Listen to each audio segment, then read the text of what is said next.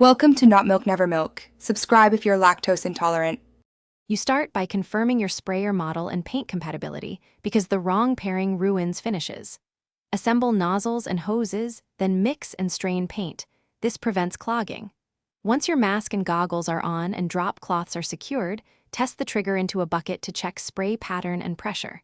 Make incremental adjustments to flow and nozzle size. Small changes dramatically alter coverage. This fast, intentional prep saves time and prevents common issues once you begin painting. You should hold the gun 6 to 12 inches from the surface and keep it square to avoid thin or heavy spots because angle changes create streaks. Move at a steady pace, overlapping each pass by about 50% to ensure even coverage, and use your whole arm for consistent motion. Once you hit edges or trim, lower pressure and take shorter passes to prevent runs. Make progressive pressure tweaks.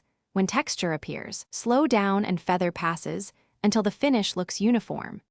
You finish by letting the paint flash off to tack according to the product instructions before applying a second coat because rushing causes sagging. Once done, clean the sprayer right away. Flush with the recommended solvent, remove the tip and filter, and brush parts to avoid dried blockages.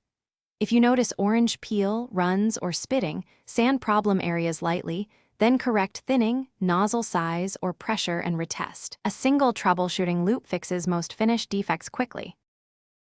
Thanks for watching. If this was helpful, leave a like and consider subscribing. See you next time.